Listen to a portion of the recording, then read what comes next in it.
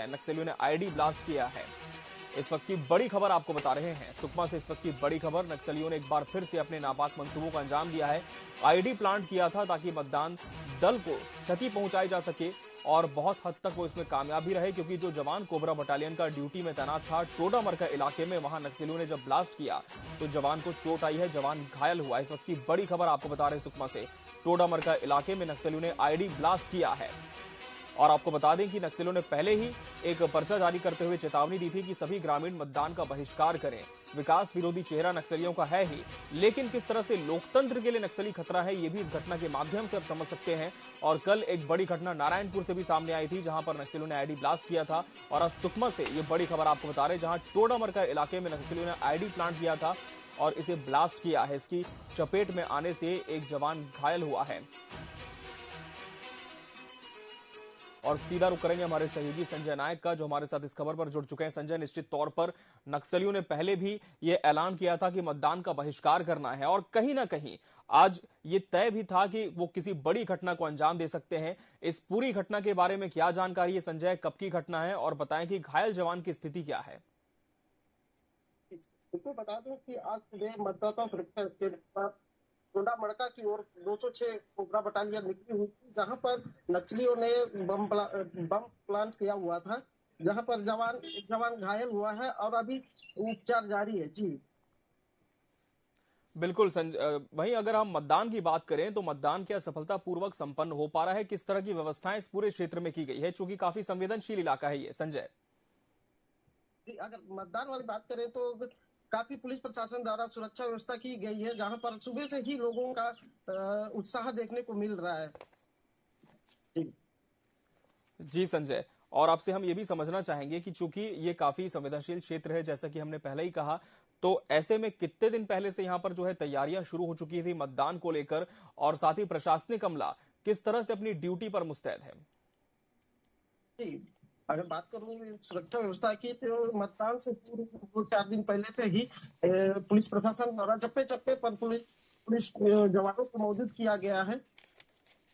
और जहां लोगों पर वोट देने की अपील भी प्रशासन द्वारा की गई है, और साथ ही वोट पंडुम अभियान चलाया गया है, घर घर कार्ड दिया गया, जिससे लोग जाकर अपना वोट मताधिकार प्राप्त कर रहे हैं। जी बिल्कुल, और कोंटा विधानसभा क्षेत्र के अंतर्गत ये पूरी सीट आती है, काफी हाई प्रोफाइल सीट है संजय, एक बॉर्डर के तौर पर इसे जाना जाता है।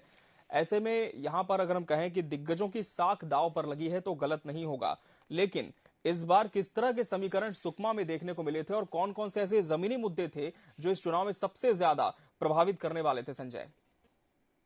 जी, बिल्कुल बता दूं कि यहाँ पर जमीनी मुद्दे की बात करें तो एक पोलावरम डैम का बात आती है, जहाँ पर कई गांव, जिस तरह अगर पोलावरम डैम बन जाता है तो कई गांव डुबान क्षेत्र में आ जाता है, उसे लेके एक मुद्दा बनाया गया था। और साथ ही ये भी बता दूं कि बेरोजगारों की जो शिक्षक भर्ती हुई थी, जहाँ स्थानीय लोगों को मान्यता नहीं प्राप्त हुई थी, जहाँ सुकमा जिले में सिर्फ 2 ही लोगों का चयन किया गया था, ऐसे मुद्दे हैं। और साथ ही बता दूं कि तेंदुपत्ता संग्रामों का भुगतान नहीं किया गया था। जी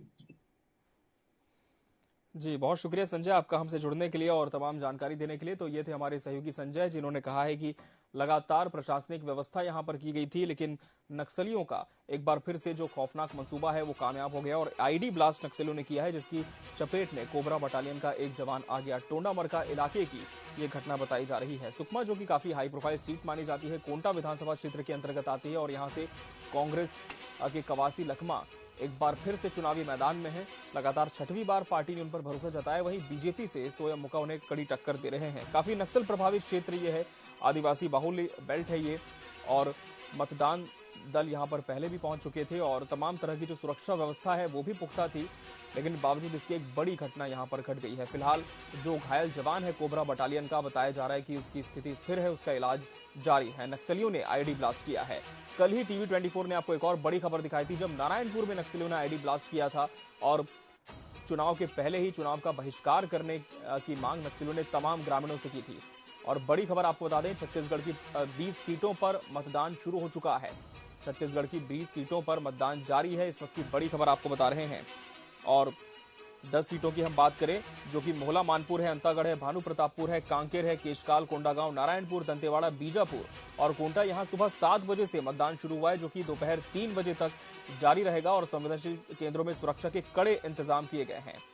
इसके अलावा बची हुई सीटों की बात करें तो खैरागढ़, डोंगरगढ़, राजनांदगांव, डोंगरगांव, खुज्जी, पंडरिया, कवर्धा, बस्तर, जगदलपुर और चित्रकूट में वोटिंग पहले चरण की सुबह 8 बजे से शुरू होगी जो कि शाम 5 बजे तक जारी रहेगी। और जिन 20 सीटों पर आज मतदान होना है उनमें से 19 पर अभी फिलहाल कांग्रेस का कब्जा है और पार्टी ने इन 19 में से 2 सीटें उपचुनाव में जीती थीं।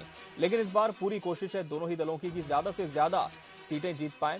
और छत्तीसगढ़ ऐसा राज्य है जहां पर 2 चरणों में मतदान हो रहा है। पहले चरण आज 7 तारीख को है और दूसरा चरण 17 तारीख को मुकर्रर किया गया है। आपको बता दें कि 7 तारीख यानी कि आज जिन सीटों पर मतदान हो रहा है ये काफी संवेदनशील क्षेत्र मानी जाती है और तमाम जगहों पर मतदान की शुरुआत हो चुकी है बस्तर संभाग की। और बस्तर संभाग के प्रवेश द्वार केशकाल के बाद एक और अहम जिला पड़ता है कोंडागांव। हम वहां का रुख कर लेते हैं।